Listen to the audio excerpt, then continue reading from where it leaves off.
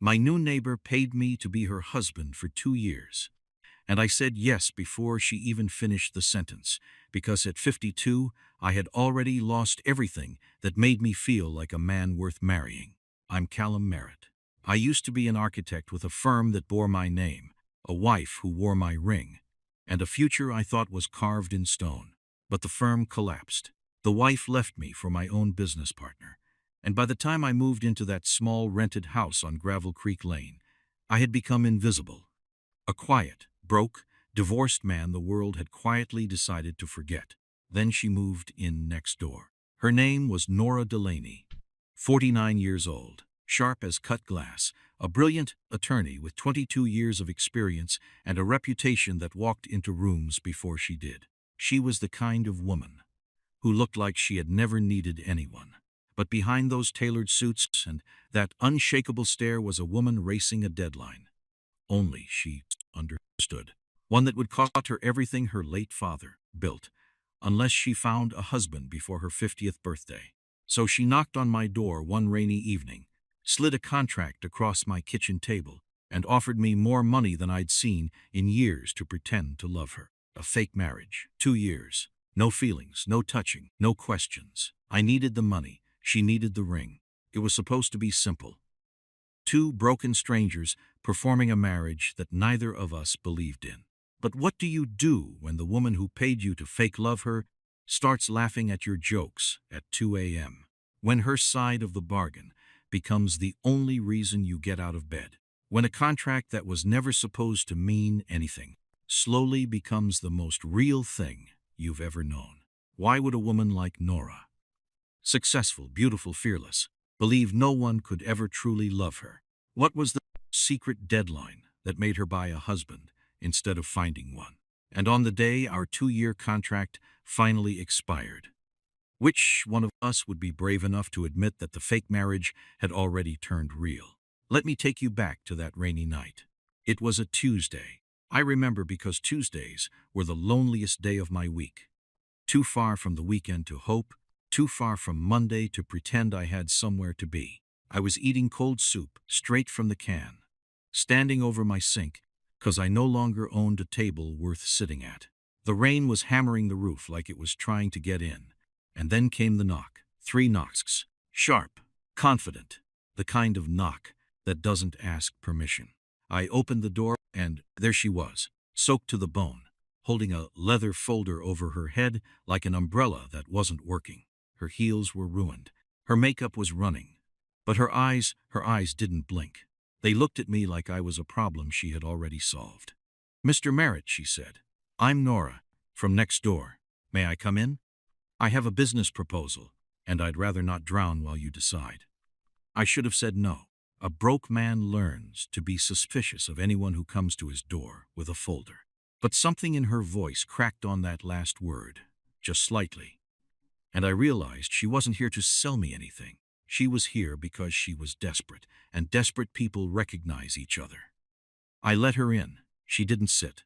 She placed the folder on my kitchen counter, opened it, and slid a single sheet of paper toward me. The water, dripping from her hair, landed on the page, and I watched the ink bloom a little at the corner. "I need a husband," she said, "on paper, for 2 years. I'll pay you $8,500 a month, every month, no exceptions. You keep your house, you keep your name, you keep your life. All I need is your signature, your presence at certain events, and your silence." I laughed. I actually laughed. "Lady, I think you knocked on the wrong door. The guy you want is rich and charming. I'm neither." But she didn't laugh back. She just looked at me with those steady, tired eyes and said the words that have followed me every day since. "I didn't knock on your door by accident, Mr. Merritt. I watched you for 3 weeks. You fix your fence even though it isn't yours. You feed a stray cat that bites you. You wave at the school bus driver every morning, even though no child of yours is on it." She paused. "You're a good man who thinks he's a nothing. And a good man who thinks he's nothing is exactly the kind of man who won't betray me." I felt something hit me square in the chest, because no one had called me a good man in years. My ex-wife's last words to me were, "You're a coward who lets life happen to him." And here was a stranger, dripping rainwater on my floor, calling me good. Why me? I asked. My voice came out smaller than I wanted. Why not someone better? And for the first time, her steel cracked. She looked down at the contract, and when she spoke again, the lawyer was gone. Just a tired woman was left. Because I'm out of time, she whispered. My father died 8 months ago. His will says, if I'm not married by my 50th birthday, everything he built, everything I bled for, everything I gave up my whole life to protect, goes to a cousin who already told the family I'd die alone. Her jaw tightened. I have 14 months, and I have asked every man I trust. They all said the same thing. She looked up at me. They said no one would believe a woman like me actually got chosen. The rain filled the silence between us, and I understood her then, not as a rich woman with a problem, but as someone who had been told her whole life that she was too much, too cold, too unlovable to be picked. The same way I'd been told I was too little, too late, too broken to matter. Two people the world had decided to leave behind, standing in a tiny kitchen, holding a contract between them like a fragile bridge. I picked up the pen. She watched me, and I swear for 1 second she stopped breathing. Before I sign, I said, answer one thing honestly. When this is over in 2 years and you've got everything you fought for, will you finally believe you deserved it? She didn't answer. She just stared at me, stunned, like I'd reached into her chest and touched the one wound she thought she'd hidden from everyone. And in that frozen, rain-soaked moment, neither of us knew that the question I'd just asked her was the exact question that would change both of our lives forever. We signed the contract on a Tuesday, and by Saturday she had moved into my house. That was the first surprise. I'd assumed I would move into hers. She was the one with money, after all. But Nora shook her head when I suggested it. My place is glass and chrome, she said, looking around my small, worn living room with its mismatched chairs and the water stain on the ceiling I'd stopped apologizing for. Yours looks like people actually lived here. If we're going to convince anyone we're in love, it has to happen somewhere that already feels like love lived there once. I didn't tell her that love hadn't lived there in a very long time, but I made room in the closet anyway. She arrived with 4 suitcases, a box of books heavier than the suitcases, and a coffee machine that cost more than my monthly rent. She set the coffee machine on my counter like she was planting a flag on the moon. I don't function before caffeine, she announced. Don't talk to me until the second cup. Those are the real rules. Then she handed me a piece of paper. Actual rules. Typed, numbered, laminated. The woman had laminated our marriage. I read them out loud, because I couldn't help myself. Rule 1. Separate bedrooms. Always. Rule 2. No personal questions beyond what's needed for the performance. Rule 3. No touching it unless we're in public and being watched. Rule 4. I looked up at her. Rule 4 is no falling in love. You felt you needed to write that down? For the first time, I saw color rise in her cheeks. It's standard, she said quickly. It protects both of us. Feelings make people stupid. Feelings make people careless. And I have spent my entire life being careful. Yes, ma'am, I said, and I folded the laminated page and stuck it to my refrigerator with a magnet shaped like a tomato. She stared at the tomato magnet like it personally offended her. But she didn't take the rules down. That first week was the most uncomfortable of my adult life. We moved around each other like two cats forced to share a small box. She woke at 5. I woke at 7. She drank her coffee standing at the window, watching the street, like she expected the police. I made eggs and offered her some, and she said no the first 3 mornings. On the 4th morning, she said yes, and ate them in total silence, and then put her plate in the sink, and said, "Those were good eggs, Mr. Merritt," and walked out the door to work. I stood there grinning at a dirty plate like an idiot. Those were good eggs. It was the nicest thing anyone had said to me in 2 years. But here's what nobody tells you about loneliness. When you've lived inside it long enough, even the smallest kindness feels enormous. It floods you. It embarrasses you with how much it means. The performances started small. A dinner with her colleagues, where I wore my only good jacket, and she introduced me as her husband. and slid her hand into mine under the table. Her fingers were cold. They were shaking, just slightly. And without thinking, I wrapped my hand fully around hers to warm it, the way you would for anyone who was afraid. She froze. Then, slowly she stopped shaking, and she didn't pull away for the rest of the night. In the car afterward, neither of us mentioned it, but she let me drive her home. The threat showed up in week 3, in the form of a man named Marcus. He was her cousin, the one from the will, the one who'd told the whole family she'd die alone. He came to the house uninvited on a Sunday afternoon, all teeth and cologne, wearing a watch. He kept turning so the light would catch it. He looked me up and down like I was a piece of furniture she'd bought at a yard sale. "So this is the husband," he said, smiling without any warmth at all. Funny. Nora never mentioned a boyfriend, never mentioned a fiancé. And then, suddenly, 8 months after Uncle Raymond dies, she's married to the man next door? He let the words hang in the air like smoke. The lawyers are going to find that very interesting. And I watched Nora, brilliant, fearless Nora, go pale. That was when I understood the real shape of the danger. It wasn't enough for us to be married on paper. Marcus was going to fight. He was going to dig. He was going to put private investigators on us, interview our neighbors, photograph us coming and going, looking for any crack, any seam, any single moment where we forgot to be in love. If he proved the marriage was fake, she'd lose everything.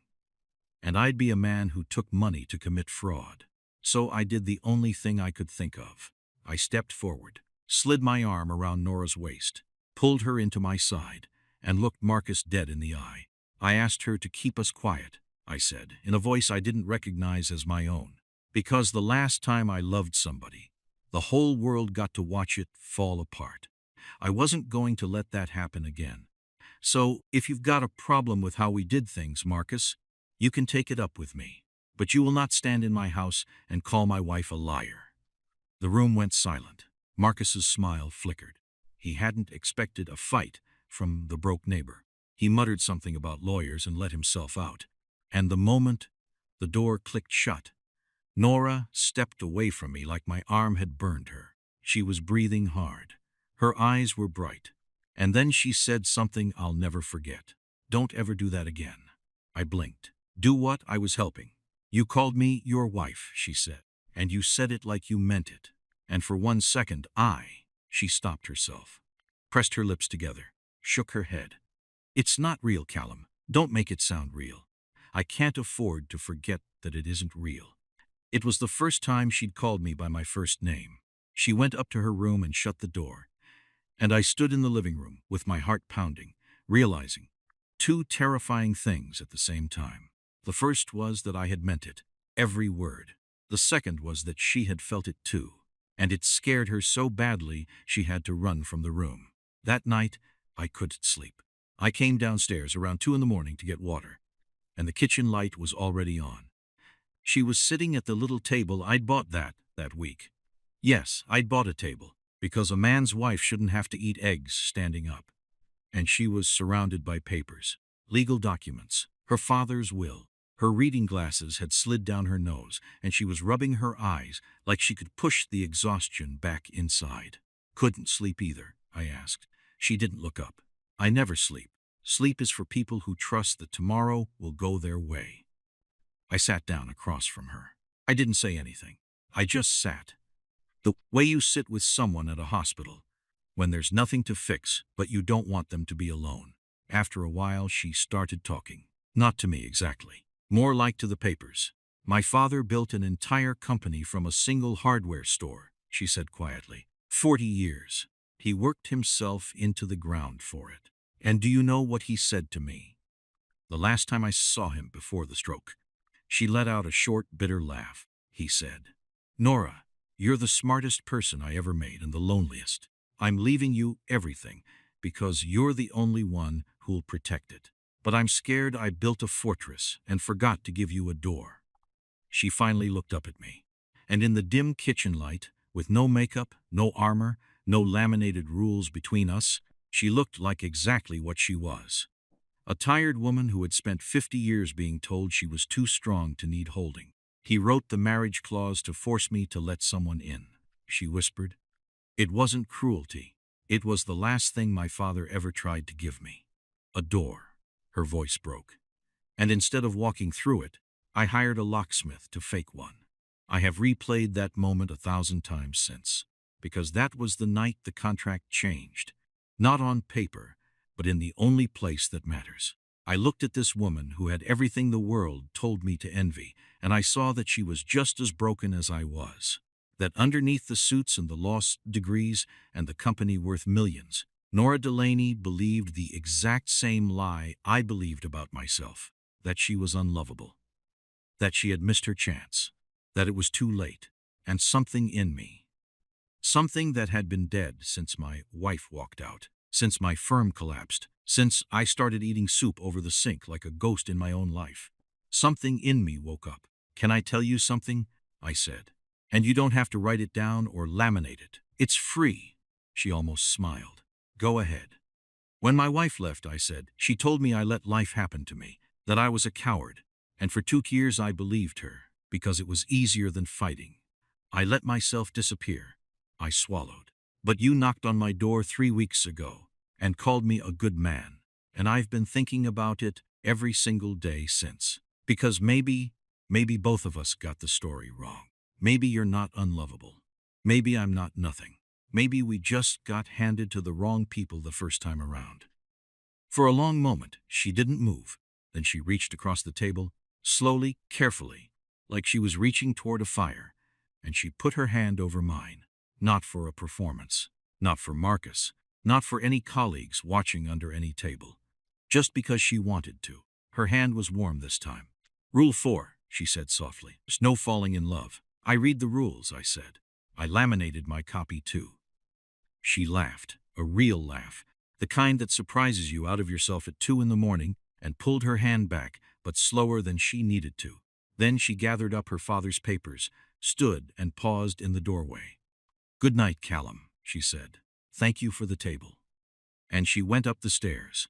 I sat alone in that kitchen for another hour, my hand still warm where she'd touched it, terrified and alive in a way I hadn't been in years. Because I knew, sitting there in the quiet, that I was already breaking Rule 4. That somewhere between the eggs and the cold hand and the door her father tried to give her, I had started to fall. But I didn't know the worst part yet. I didn't know that the next morning, when I walked outside to bring in the trash cans, I would find an envelope wedged into our mailbox. No stamp, no address, just my name written in sharp black ink. Inside was a single photograph. It was a picture of Nora and me, taken through the kitchen window, the night before, her hand over mine. The papers spread between us, our heads bent close together in the lamplight, and on the back, in the same black ink, were 5 words that turned my blood to ice. This doesn't look fake enough. Marcus was watching us. He had been watching us for who knew how long. And he had just told me, without telling me, that he wanted us to fail. That he was hunting for the exact moment our marriage looked too real or too false. And either one could destroy her. I stood in the cold morning air, holding that photograph, and I made a decision that would change everything. I wasn't going to tell her. Not yet. Not while she was finally starting to sleep. I would handle Marcus myself. I would protect her the way no one had ever protected me. Because for the first time in years, I had a reason to fight instead of disappear. I had something, someone worth fighting for. I just didn't know yet that keeping that photograph a secret would become the very thing that nearly tore us apart. I kept the secret for 4 months. They were the best 4 months of my life. Which is exactly why I should have known they couldn't last. Because something happens when you stop disappearing. You start to live. And living, I learned, is contagious. Nora started coming home earlier. I started sketching again. At first, just little things. The curve of our porch, the shape of her reading by the window. Then, bigger things. One night, she found my old drafting pencils in a box in the garage and laid them out on the kitchen table without a word, like an invitation.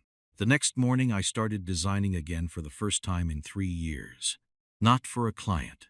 Not for money. just because the deadness in my hands had finally lifted. We built a life inside the lie.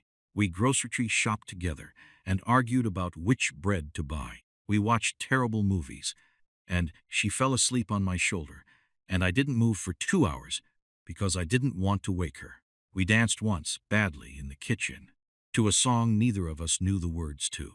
And every time Marcus sent another photograph, and he sent many, I quietly slipped it into a folder in my desk and told myself I was protecting her. But secrets have weight, and mine was getting heavier. The breaking point came 11 days before her 50th birthday. 11 days before the inheritance would finally, legally, be hers. I had spent 2 months secretly doing something. Using my old contacts, my rusty skills, every favor I had left, I had designed something for her. A renovation of her father's flagship hardware store. The original one, the one he started everything with. I'd turned it into a community space, with his name carved above the door. A door. The door he was scared he never gave her. I wanted her to walk through it on her birthday and finally understand that her father didn't leave her a fortress. He left her a legacy of building things that let people in. But the night before I planned to show her, everything fell apart. She came home early and found the folder open on my desk. Not the renovation folder. The other one. 4 months of Marcus's photographs, spread across my desk like evidence at a crime scene. She stood there, holding one of them, her hand shaking. "How long?" she whispered. "How long have you known he was watching us?" "Nora, I can explain. How long, Callum?" "4 months," I said. The truth tasted like ash.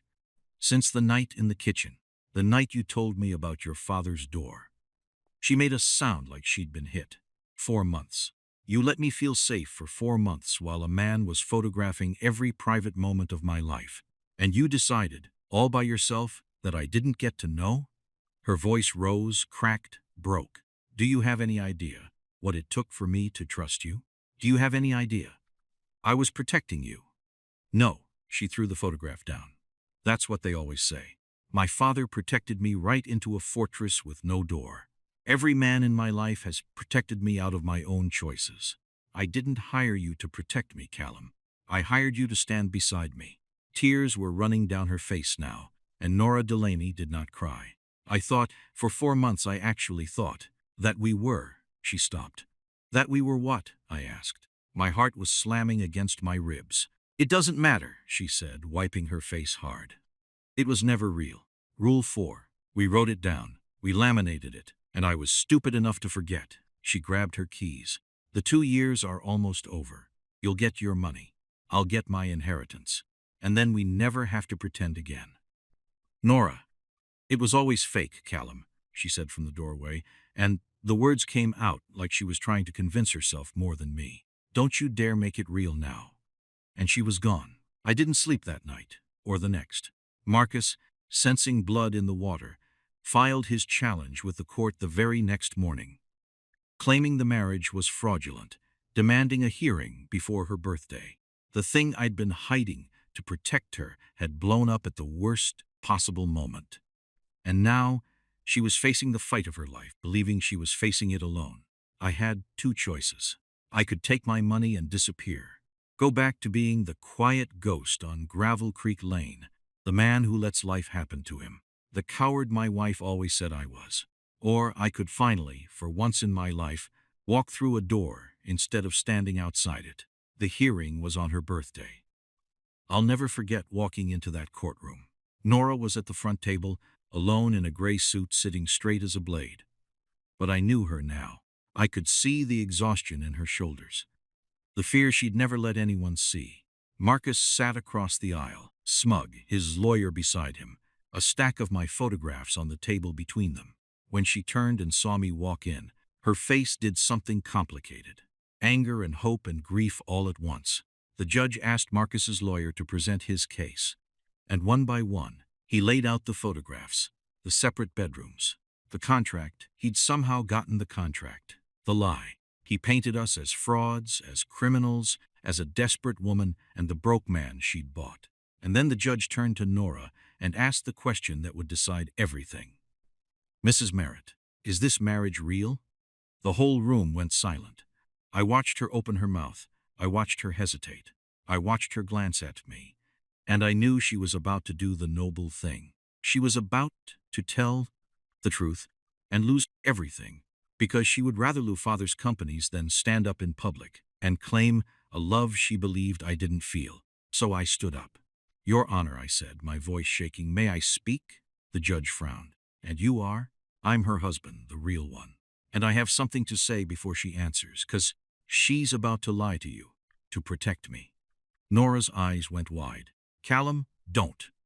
"4 months ago," I said, ignoring the lawyers, ignoring Marcus, looking only at her, "this woman knocked on my door and offered to pay me to pretend to love her. And I said yes, because I was broke and empty, and I'd convinced myself I was nothing, a man no one would ever choose." My voice broke. "Your Honor, this marriage started as a contract. I won't lie about that. But somewhere along the way, I stopped pretending. I fell in love with the way she drinks her coffee at the window. I fell in love with the way she fights for everyone but herself. I fell in love with a woman who spent 50 years being told she was too strong to need holding. And I have never, in my entire life, wanted to hold anyone more." Nora was crying, openly, in front of everyone. "She thinks she's unlovable," I said, turning to the judge now. "And I spent 2 years thinking I was worthless. We were two people the world threw away. And we found each other. So you ask me if this marriage is real."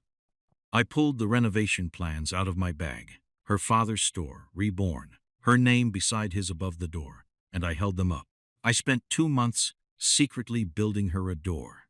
Because her father was right. He didn't want to leave her a fortress. He wanted someone to finally let her in. And I'm asking the court, I'm asking her, to let me be that someone. Not for the money, not for the inheritance, for real, for the rest of my life. The courtroom was dead silent. Marcus shot to his feet. "This is a performance. He's an architect. Of course he can draw a building. It proves nothing." The judge held up a hand. Then she looked at Nora, and her voice was gentle. "Mrs. Merritt, I'll ask you one more time. And I want you to answer not as a lawyer, but as a woman. Is this marriage real?" Nora stood up slowly. She looked at me. At the man who'd been a ghost, who'd learned how to live again because of her, who was standing in a courtroom on her 50th birthday, refusing to disappear. "No," she said. My heart stopped. "It's not real," she said, and a tear rolled down her cheek. "It's the only real thing that's ever happened to me." She turned to the judge. "I tried to buy a husband because I was too afraid to believe I deserved a real one. My father knew that about me. He left me that clause because he knew I'd hide in my work until the day I died, unless something forced me to take a chance." She looked back at me, and she smiled through her tears. "I took a chance on the man next door, and he turned out to be the bravest person I've ever known." She walked across that courtroom, past Marcus, past the lawyers, past the photographs, and she took my hands in both of hers. "I don't want the contract anymore, Callum," she whispered. "Tear it up. I don't want a fake husband for 2 years." Her voice broke into something soft and shining. "I want a real one, for the rest of my life, if he'll still have me." The judge dismissed Marcus's case before lunch. "There's no fraud," she ruled, in two people who started with a lie and ended in the truth. Marcus stormed out, and we never heard from him again. We got married again 3 weeks later. For real this time. In the renovated hardware store, under her father's name carved above the door, with the stray cat that bites me sitting in the front row in a tiny bow tie. There was no contract, no rules, no laminated page on the refrigerator. There was just a 50-year-old woman and a 52-year-old man who had both been told their best days were behind them, discovering, together, that sometimes life saves the best chapter for last. I used to think I'd lost everything that made me a man worth marrying. The firm, the wife, the future carved in stone. But I'd had it backwards the whole time. I didn't lose my best self when everything fell apart. I just hadn't met her yet. My name is Callum Merritt. I'm 52 years old. I was invisible, broke, and certain my story was over. And then my new neighbor paid me to be her husband for 2 years. And somewhere between the eggs and the photographs and the door her father always wanted her to have, Our fake marriage became the realest love either of us had ever known. It is never too late. You are never too old. And you are never, ever as far gone as the world has tried to tell you. Sometimes the door you've been waiting for your whole life is just one brave knock away. So let me leave you with this, and be honest with yourself when you answer it. If love, success, or a second chance came knocking on your door tomorrow, after all the years you spent believing you were too old, too broken, or too forgotten to deserve it, would you be brave enough to open the door? Or have you, like Callum, already convinced yourself the knock is meant for someone else?